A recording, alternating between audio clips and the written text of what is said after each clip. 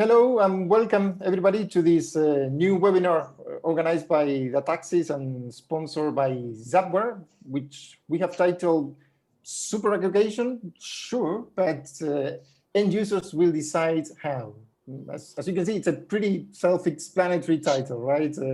What we see is that unlike what was happening maybe 2 years ago when the concept of super-aggregation was emerging, the industry has now clearly moved past the point where super-aggregation, yes or no, was open to debate. We now know that super-aggregation will happen. It is already happening and will continue to do so. So what we want to cover today is not only how it will happen, but most importantly, the degree to which it will be the end users of video services who will ultimately determine how super-aggregation is done.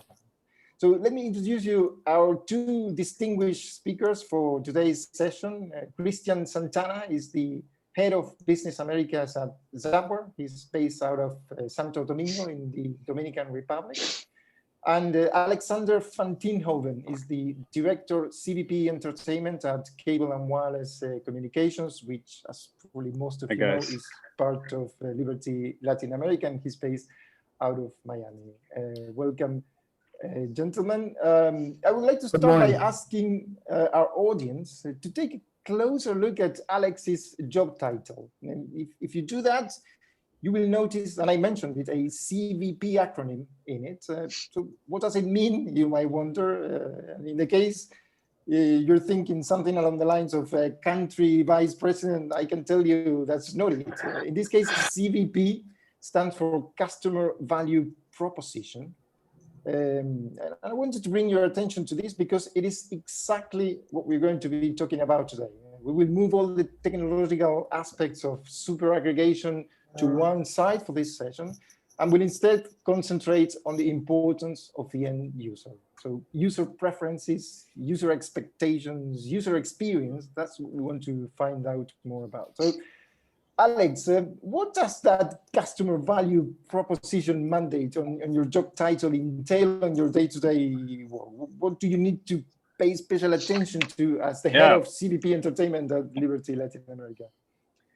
Well, you know, it's more than just entertainment. So, you know, obviously I'm responsible for, you know, everything the entertainment that we offer our customers. But, you know, a customer value proposition means that it needs to connect to the right insights. It needs to connect with what customers want, but it also needs to connect to other services that we offer. So broadband, mobile, you know, fixed voice. So all that together makes a customer value proposition. It's really, it's not just, you know, the content, it's the product, it's the offer, it's the pricing, it's basically the whole package. So that's what we define as a customer value proposition. Okay, that's clear. Thank you for that. Christian, what do we mean when we say that end users will decide how super-aggregation is done, and why is this important? Hello, everyone. Thank you for joining, and thank you for inviting me to this webinar.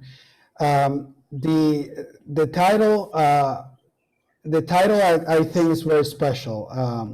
End users will decide how. Okay, we, as being part of the industry, a lot of time we forget that end users should be in the center of every decision that we make. We are so focused on business side, on technology, if it's possible, if the CPE device, you know, too many things going on at the same time, but the user gets relegated to the back of the room sometimes. So at the end, for this type of services, end users have the power. They have the power to decide, and that power has been, in the last few years, have been more visible because they have so many options. In the past, users didn't have so many options to watch content. You didn't have video on social networks. You didn't have YouTube. It's either your operator or your live TV provider. That's it. You didn't have options. So now as you can see, those currents have been shifting, and new rules are being set throughout the game, and the users are playing that game. They're getting very good at it. They know that they are the ones who call the shots in many things, and at the end is what they feel comfortable with. And since they have so many options, it's just a matter of deciding what is best for them.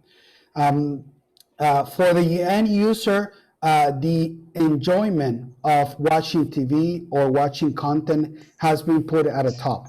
They want to enjoy the experience. They want to have a solution that they or a service that they can enjoy, that they can get the content that they want to watch and get it quickly and have fun.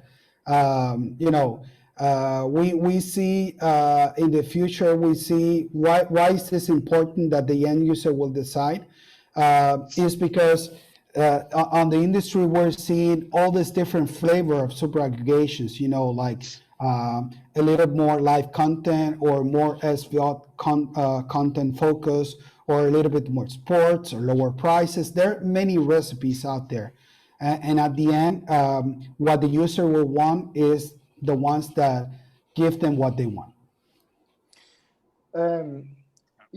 In your background, Christian, I think it's nice to have an illustration there, setting the tone for super aggregation, how it looks like. But I think perhaps one unintended consequence of super aggregation has been that it has fragmented, in a way, the user experience for the end user, right? So how do you think operators could somehow glue it back together? Yeah. So in the old days, it's not very old, but let's say the old days, used to have two ways to watch, or three ways to watch a content that you will want. You either watch it on the TV, you have one medium to get all that content, you go to the movies, or you buy a DVD or a VHS, right? Now I think now is much better than before, because you have a set of mediums that operators and direct-to-consumer solutions can give you content right away in front of you, whatever you move. But at the same time, all this business is shifting, right? So and you have these apps that have content that they produce, and that content is not being shared because they are basically defending their business models. So I'm saying that all this movement of the market, what is really doing is fragmenting the user experience. So it's up to the content providers, to the direct-to-consumer apps, or to the telecom operators to glue them back together. It's up to them to have a nice user experience that the customer will feel comfortable with. Even though that the content may be located in different places, you need to find it quickly and you need to find it easily. So that's why even though that we have more content, and for sure it's better now than before, but the dynamics of the business side, it's getting our user experience a little bit jammed at the moment. So together, operators together with technology providers like Zappware, we do user interface. That's what we do. And getting all that content together, relying on strong search and recommendation capabilities, so the customer can find find easier the content that they're looking for, is a big plus, and that's where we think it's going to go. We'll touch on that later on. Yeah. It's an important part. Alex, you wanted to add something on? No, I totally agree. I totally agree with that. It's all in operators' own hands to take that step, to say, okay, we are a service provider. We've always been a service provider. It's just that the service that we provide is just shifting.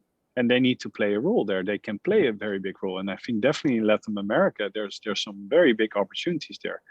Not only are you able to, super aggregate this content, but it's also, the user experience comes down to, offer people ways to pay for those services as well.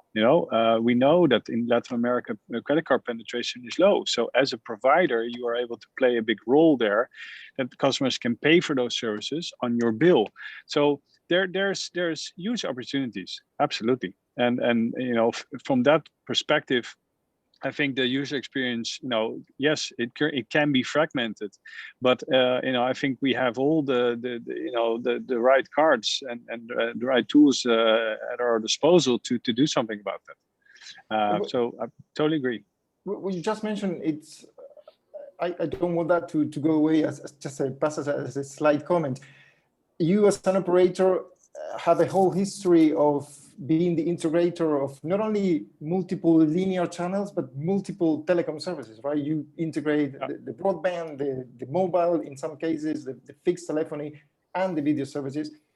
So does that mean that in a super aggregated scenario, you are expecting your users to have that ability to provide a single billing for whatever services they're integrating now, incorporating these? Absolutely. No, absolutely. Preparing for that. Yeah, absolutely. I think it's it's our role to make sure that we give our customers access. So once some of those DDC services become available in a market, it's our role to make sure we have partnerships in place, that we make sure that it can be offered to those customers. And it's also the access, it's the device that we offer to these customers, and give them one nice experience, and not having to switch between HDMI 1 and HDMI 2 on your TV to actually watch all these services. That's where it comes down to. And then of course, when you're, into the device itself, the user experience there is also, it's about search, it's about, across content sources, it's about powerful recommendation, it's about powerful editorial,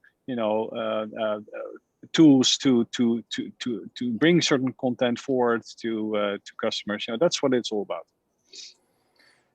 Christian, for the end user, again, what is the real value of super aggregation? And I'm wondering if that value is strong enough to really keep the customers returning for more on a regular basis, which is really the key thing here. Yeah. I will bring a point from the last question. Now is better than before, because sometimes we might be thinking that, with the super aggregation, with the different apps, with the different HDMI ports where the content is located, it's, now it's much better. So up to now, I'm going to pick an example. Supermarkets were not a big thing until mid last century. Okay, so in the past, the way you did your groceries, you have to go to each location that you wanted to get something to get it. So if you wanted milk, you go to the milkman. If you wanted to go to meat, you go to the butcher. If you want to get some groceries, you go to the greengrocer, and so on, so on.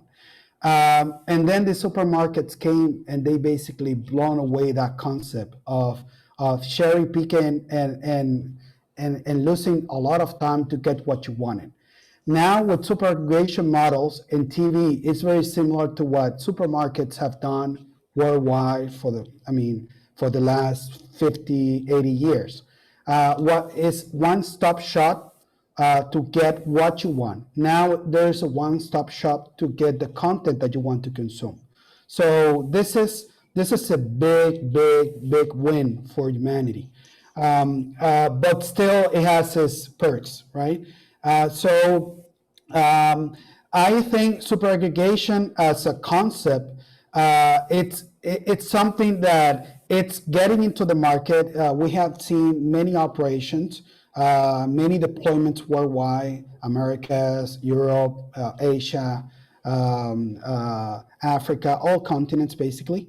And what we have seen is you have these apps, okay, that are complementing this content app directly from the content providers most of the time. That are complementing the content offering from the service providers, which is a great it's a great tool, because at the end, what the users are getting is more content, which is good. Okay, it's just a matter of getting all the right pieces together.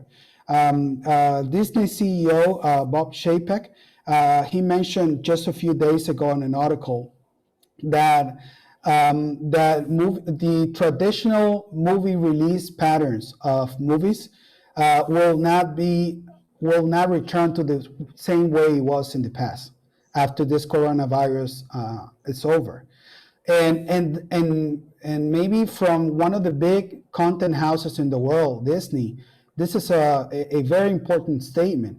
It means that the users will have to keep relying on super-aggregation and on different apps and on their operators to get that content quicker and faster and ubiquity in different places, because that's what they want. And that's at the end what it's a strong job for the operator, and it's a tough job for us as technology providers, because we need to revamp and get our user experience better and better and better, so the user keep coming in.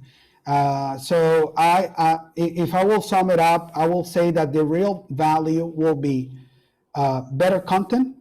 You need to get quicker what you want, what that content is. If that content is on one side of the guide, it's on an app, you need to find that content quicker when you want to watch it. Also, Netflix has done a lot with the Windows releasing, eliminating that on their content. And especially some of us that lived outside the US, it's very, very annoying. It was very annoying to have the Windows per market, the Windows releases.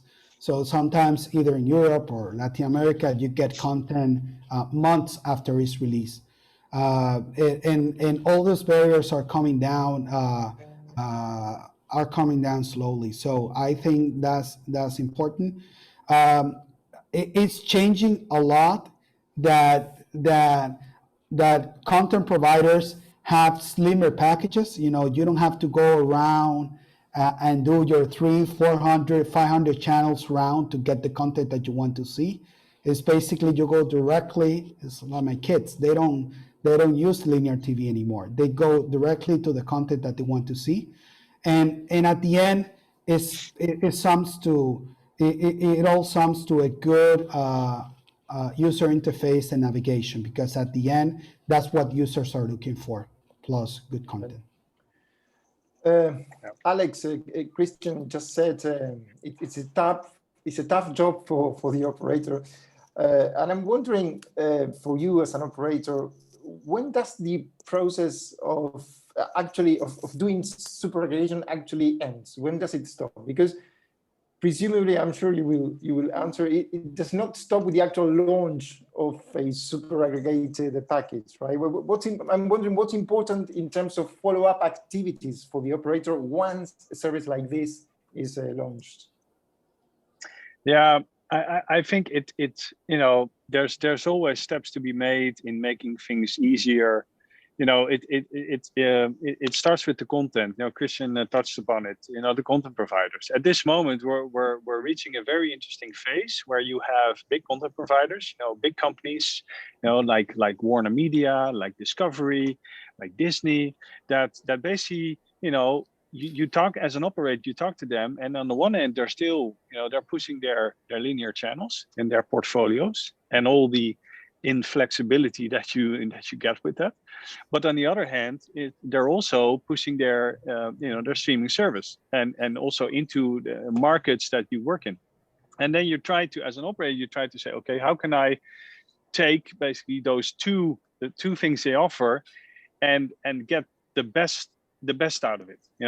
Getting on the one hand more flexibility on the linear channels and how you package them, And on the one hand, also being able to offer your customers access to, a service like this to us, and having, letting customer, giving them the flexibility to subscribe to it anytime they want, from their couch using their remote control on one device.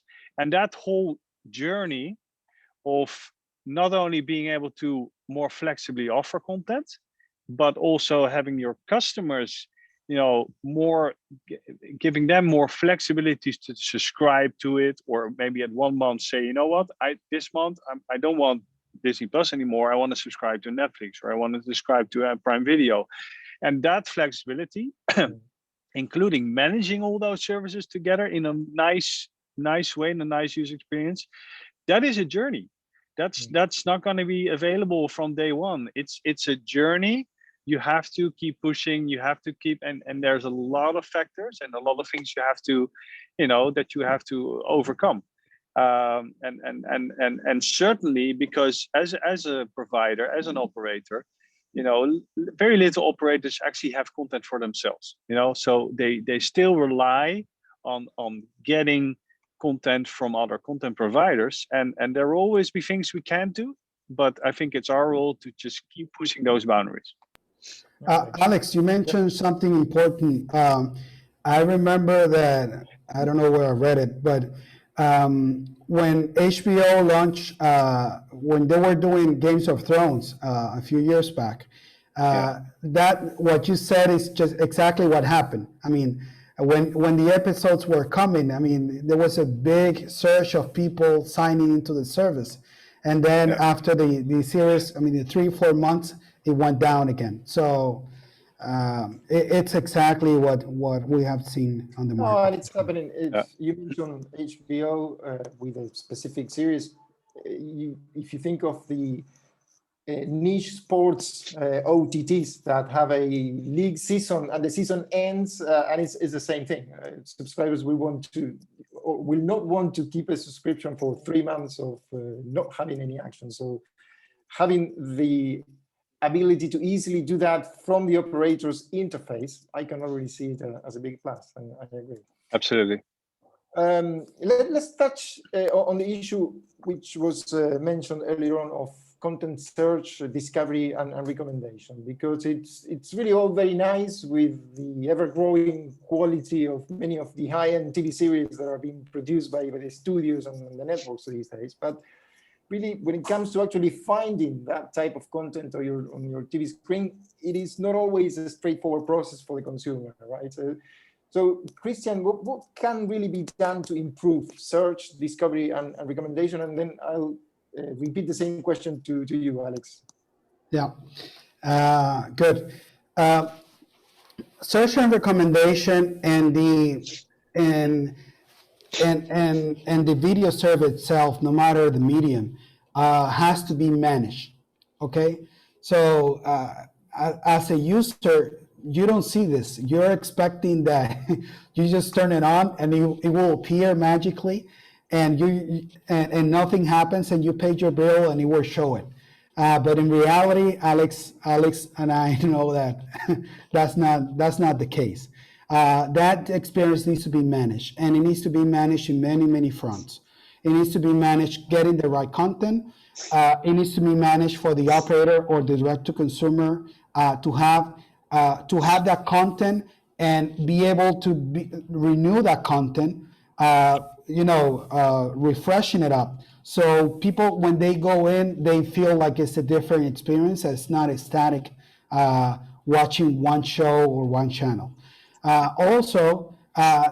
In this case, the operator will have to have the tools to do that job. I mean, they need to have good tools for the managing, for the different departments, for marketing to see it, for engineering to see it, to sales to touch it, to the content departments as well. So it's a team that is managing the user experience, and that's something that we at Zappware we built, but I think it's something that also Alex and no matter the company or the operator, they pay a lot of attention, because at the end, it's a big part of the final product. Okay, Also, in these days, content is very dynamic. Like I mentioned, people want to see fresh. They want to see freshness on the service. So sometimes let's say you have a season that is a football or soccer season, and you want to push that content in. So you need to have the tool to get that editorial push on the content. And if something happens, if it's Christmas, if it's elections, if it's independence, or no matter the event on the country that you're operating or the region, the operators needs to have those tools to be quick and reactive on and managing that user experience. At the same time, you have this search and recommendation, which is basically mathematic behind the scenes and feed into to the user and to the experience, getting the content that we know many people with your same desires or your same likes will want to or are more probable to like or to watch. And also not only comparing to other people, but to comparing to your own habits. Sometimes these recommendation engines, they can see patterns that you don't even know from yourself. I mean, you go in and in the mornings you watch news, and at 11 o'clock you watch this type of content because you have a little bit of time, and then at late night at 7 you watch different things than what you watch at 10. So all of that is blending together with these engines and this technological solution similar to what we do at Zappware. But at the end is those pillars that make the user keep coming back for more, basically. Yeah. Alex, Totally agree. Okay. Yeah, I have a perfect example of this, Okay. and it's a perfect example. Let's take the interview between Meghan Markle and Prince Harry. That's a perfect example. That's I can tell you, current recommendation engines are not able to pick that up. That's coming, that people want to watch that. That's just simple. We have to face that, and that's fine. But that's where the role of the operator and a company like Zappware comes into play, because it starts with an operator noticing, hey, that interview is coming. Can I get exclusivity on that? And getting those rights. That's one. Secondly, it's about promoting that. It's about not only on the box, but also elsewhere. In your communications to your customers, letting them know that it's coming, letting them know that's exclusively with you as a provider. Then, when the moment comes, it's about editorial pushing. It's about the team, with the right tools, that Christian touched upon, that is pushing the content, towards when the customer gets in front of the television, turns it on, and he sees that, that type of content, that program is actually, that interview is pushed. And then afterwards, it's about, checking, which comes back to the recommendation engine, checking whether the customer likes it, whether, and that can be done simply by asking customers, but it can also be done by, do we see that the customer has watched the whole interview from beginning to end? Because if that's the case, then you probably liked it, and feeding that knowledge back into the recommendation engine. And that is a loop, that needs to keep on going. And when customers notice that, that's when that's what they appreciate. That's when you tick their boxes. That's what it's all about. And they don't notice, they don't know the magic happening behind it. Indeed. They just say, wow, oh. It's that wow effect that we're always trying to get. No, and I really like the sample, because it's completely unscheduled television, right? I imagine it must be easier to recommend something when it's part of a regular series or content, for something completely unscheduled, which days later we realize it was one of the biggest ever watch events of the year. Then there's someone has to intermediate for that content to be recommended. A good example. Exactly. Christian, let's again focus on the end user.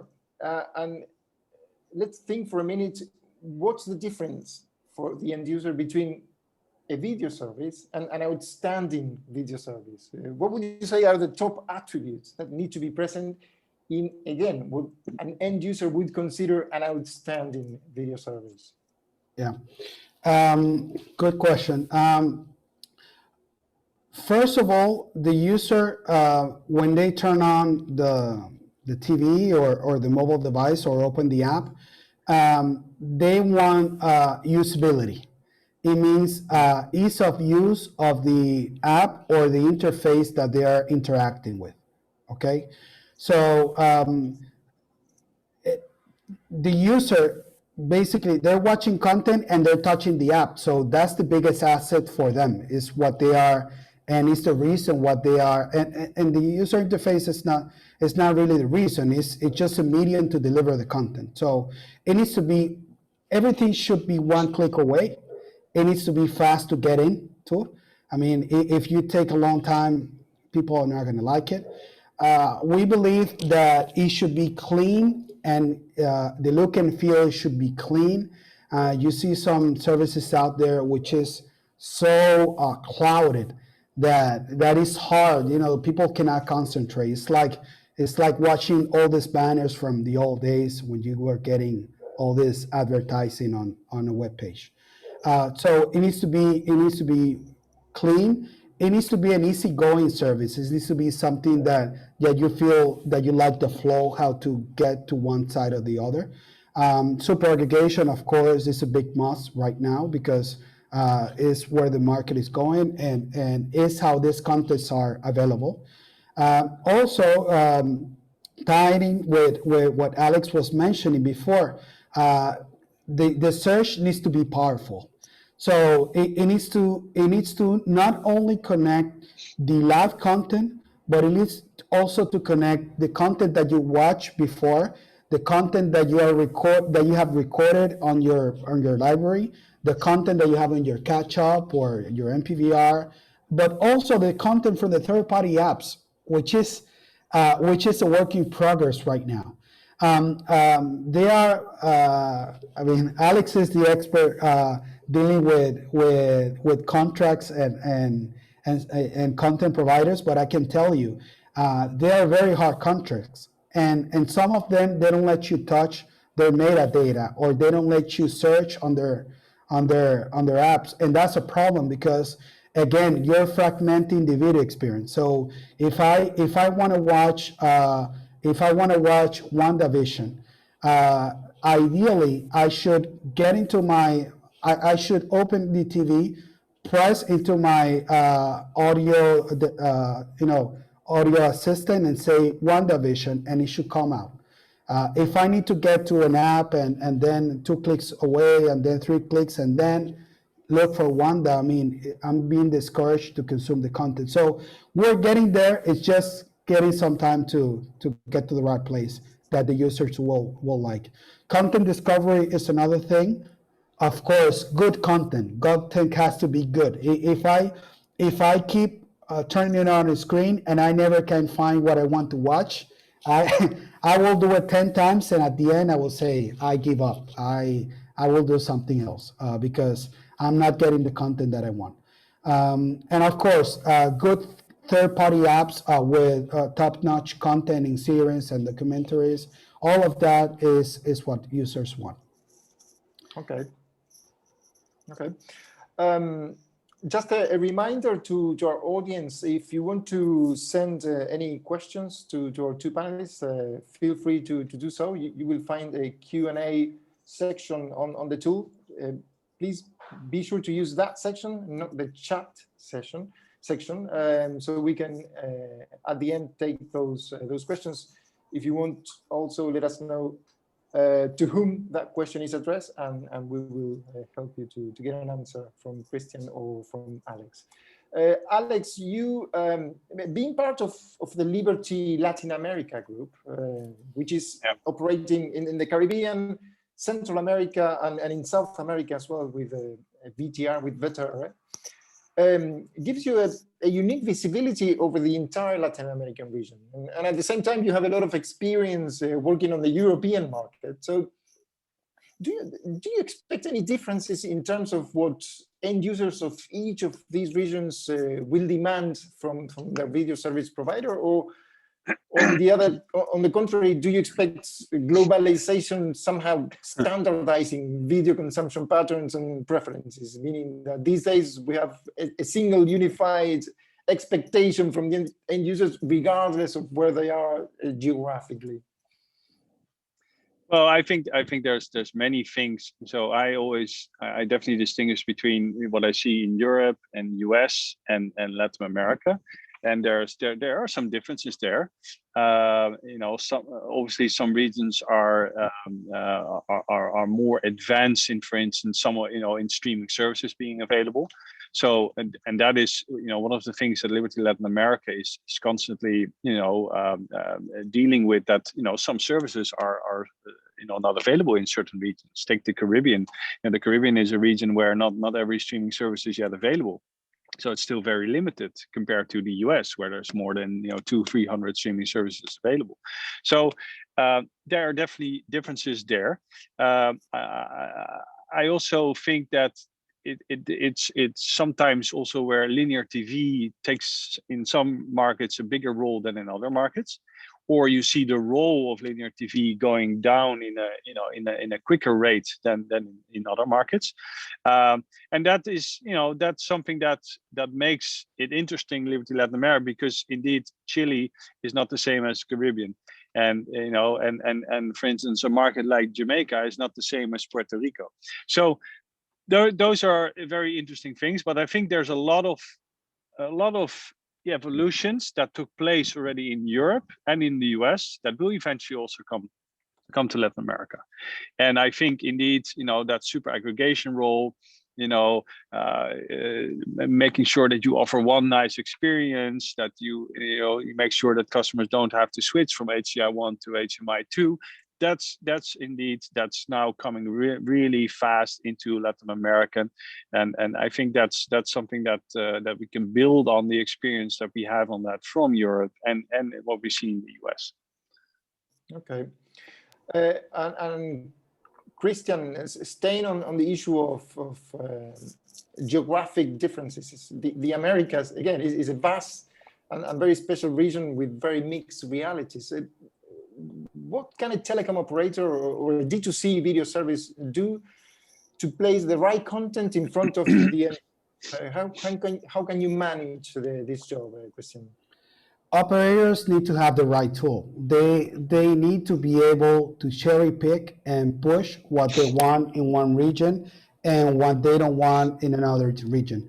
Why? Because, as Alex was saying, it's different. And you have countries,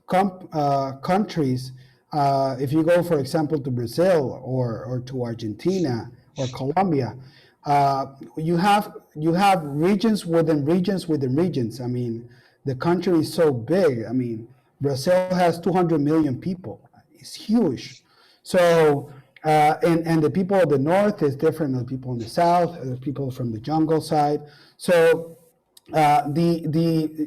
you as the operator or service provider or direct-to-consumer app needs to have the right tools to be able to push the type of content that you will want to see, and to be able to do it in a quick manner and get advantage of that user culture per region, the way they speak, the way they desire. A big example is Spanish, for example.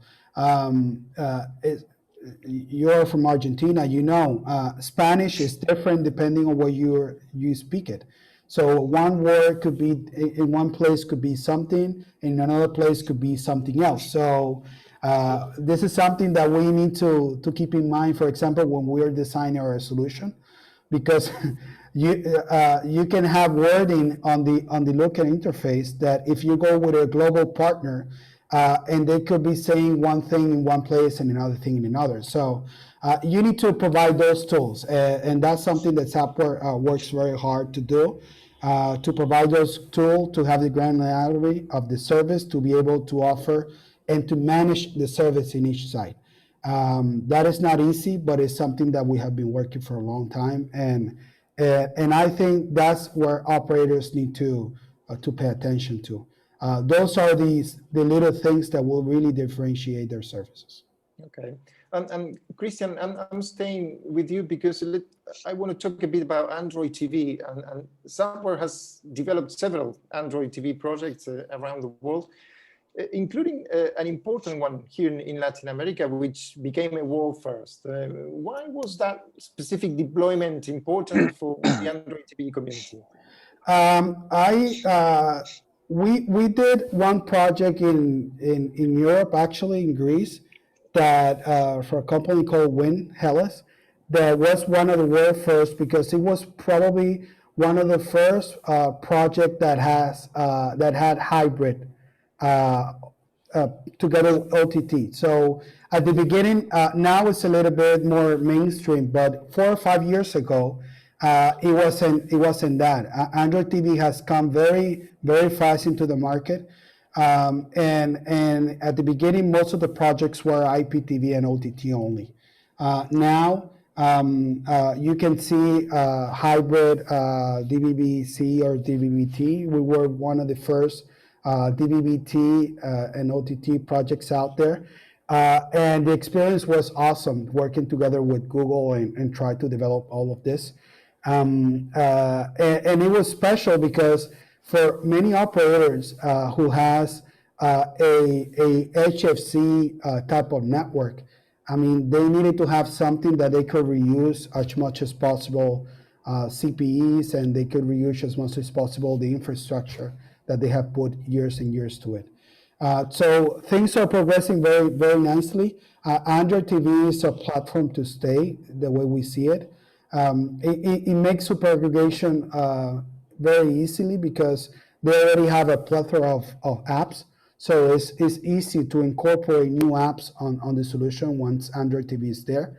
And to operators, it also it's something at the same time it's cool, but it's kind of new, right? So we see a lot of customers in different parts of the world either changing to that model or starting to grow or to build those platforms. So it's a very nice time in the industry, in my opinion. And Alex, there seems to be growing interest these days around Android TV in terms of the openness that the platform apparently brings. Are you looking into it? Or what sort of impact do you expect Androids to have in Latin America, in your view? Oh, look, I think Android TV is absolutely a great way of accomplishing certain goals for a provider. I think think about it. I've also seen, in my previous role working for Liberty Global, who have developed their own platform. If you see the amount of effort and money you have to put in there to make something like that work, it's a tremendous effort. You cannot imagine, the operation you have to set up. So Android TV is offering basically, a ready-made solution that also, that companies like Zappware can configure even and make it even better.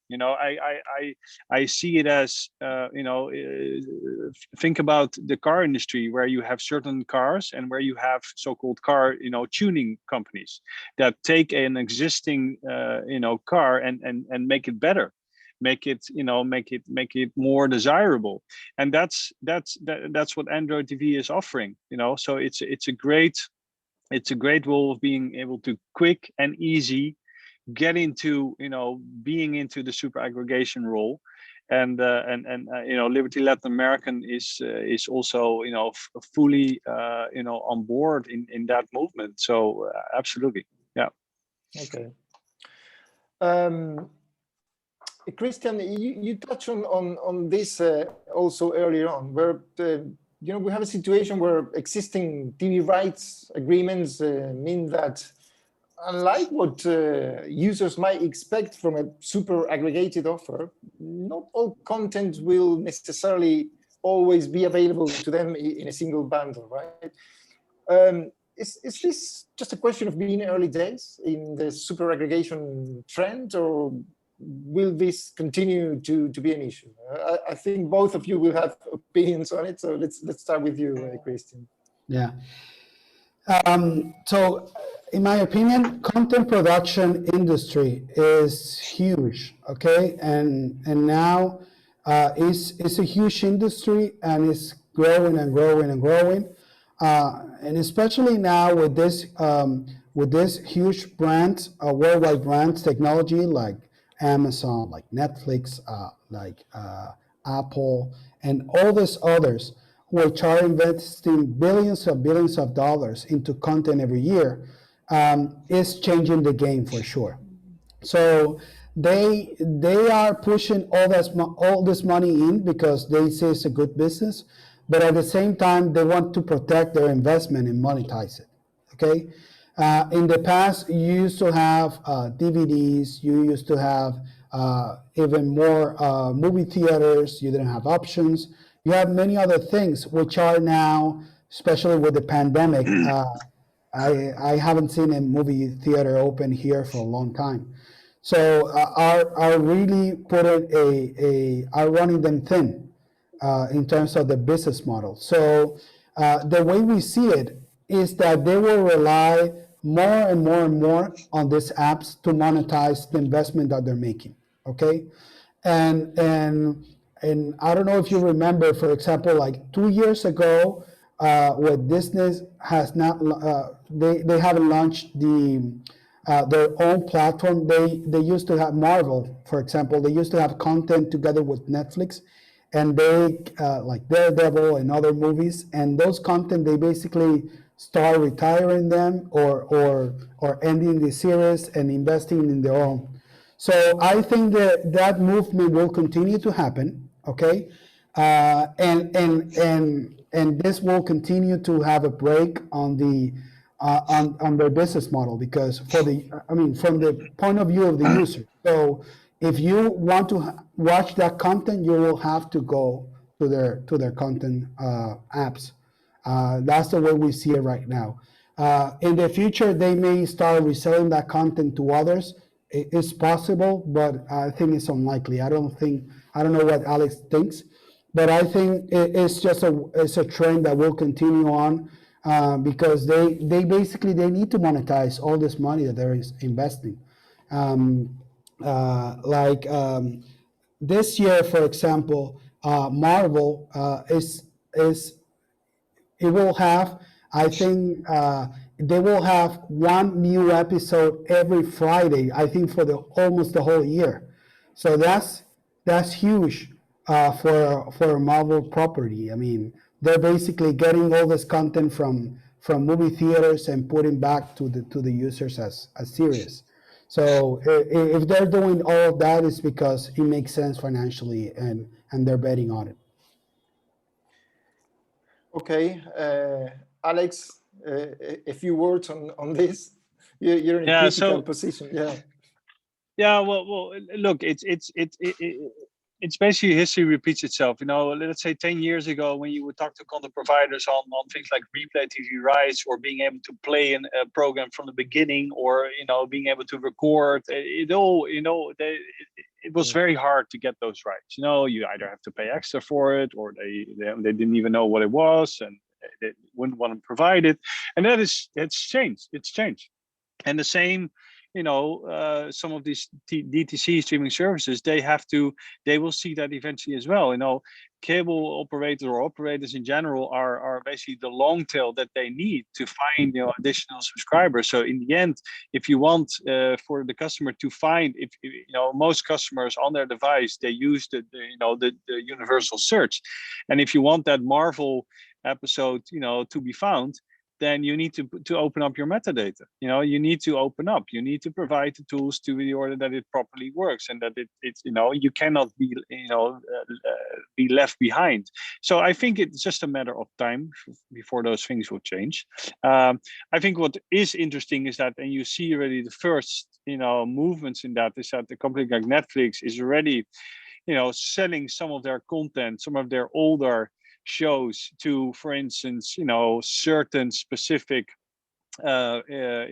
operators or channel providers, or so you're starting to see that they're trying to milk that content as long as possible and not keeping it exclusively in their app. And I think you're going to see more of that, because there's so much content. There's been so much content, developed and generated, that, they're trying. Of course, I would do the same. If a certain series is just, viewing goes down, and you see that in your app itself, in your sub itself, but you have a lot of, companies out there who are willing to still pay top dollar for some of these shows, then why not? Absolutely, I see that absolutely happening. Okay, it's interesting.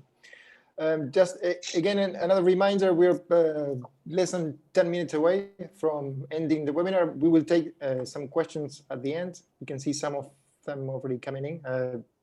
Be sure to use the Q&A section to send us any questions. Christian, Alex mentioned a couple of times the importance of having super aggregation as some sort of solution to this ongoing switching from the HDMI 1 ports to the HDMI 2 to the HDMI 3 and back to the HDMI 1 every time we want to watch something different. If super aggregation is done the way it should, does that mean an end to that practice? I think that's maybe one of the most annoying things I ever seen. I agree. Changing those ports, it's crazy. It's super crazy, and that's why we in Zappware, we have this motto of winning the battle for the HDMI 1 port. Why? Because it's just a way to take a lot of hassle away when you're watching TV or you're watching some content. I think both of you, Juan and Alex, probably have had a call with your dad, your mom, or your uncle, or a friend. How do I know that you work for a cable company? How do I do this? How do I change this? It's amazing.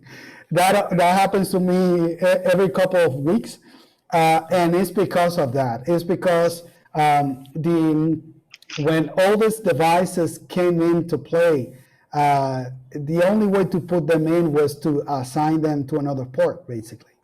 And it was a technological limitation, but I think now with super-aggregation is the way to put them back together. And of course, you may have, let's say, even gaming. Gaming is becoming is coming to streaming now. That is something that it wasn't there a long time ago. I mean, you needed to go to different consoles, or you needed to go to different devices to consume content.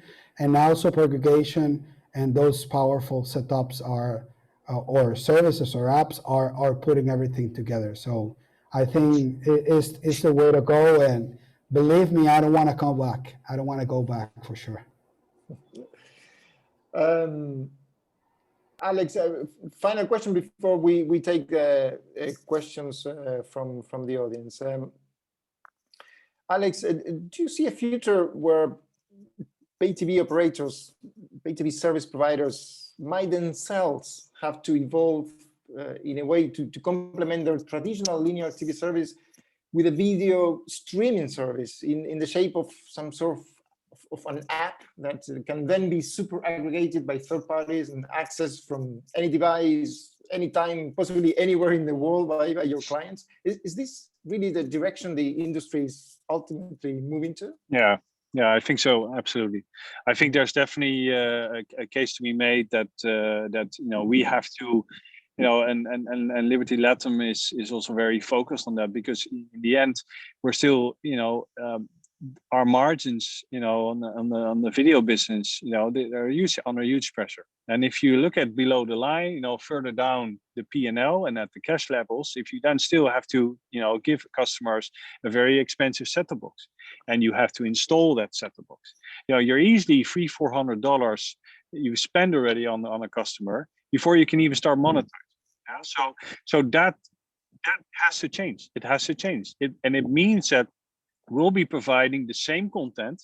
So let's take the example of linear channels, but it means you have to get OTT rights. It means you have to convince your content providers that you can securely provide that content to the customer, you know, simply by an app available on the various platforms. But obviously, and that is something that's absolutely happening, you know, and I am also a big supporter of that, and because it will help us, you know, in many fronts. It will make it also easier for the customer, but there's also many wins on our side.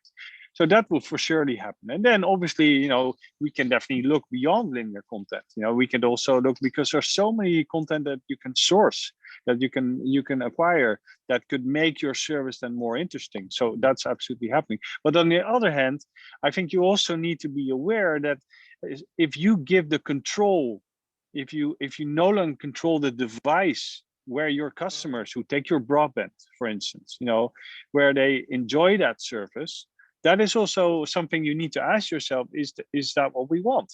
Because that means that they can, you know, on a different device, they can start up a streaming services and pay for it through, you know, yeah, we don't even know how they're going to pay for it. And while you can also say, okay, you know what, we have to, you know, make sure that we control the device that the customer is using, because then we can better monetize also those additional services.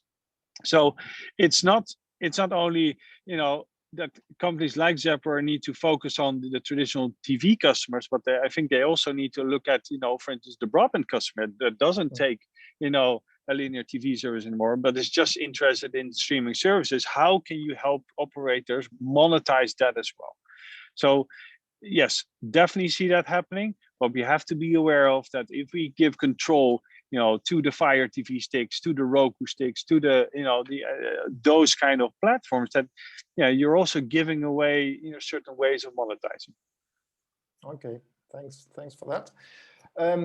So we have time for a question coming in. Carlos Rocha is asking, and I think, Christian, this question is probably for you. Will OTT content providers make all metadata available to allow a high quality super aggregation customer experience? You touched on that, Christian. What do you think? It's happening. It's happening. We're not there yet. So it's a trend that it's happened. I mean, they need to do it eventually, because it's the only way that users will get to their content right away. But it's not open at this moment to every app out there. So it's something that as more apps become available, it will keep pushing the market up to open up, in my opinion. Yeah. It's a volume game as well. You know, it really comes down to also volumes. If you're able to show to, you know, an over-the-top asphalt service that you have, you know, certain volumes, so that you can give them access to certain volumes, it's all comes down to that. That's what we see as well. You know, volume is still very important. And that simply makes, you know, it also for them easier to decide, again, am I going to give this metadata to this provider, you know, or to this solutions provider, and that's where it comes out to.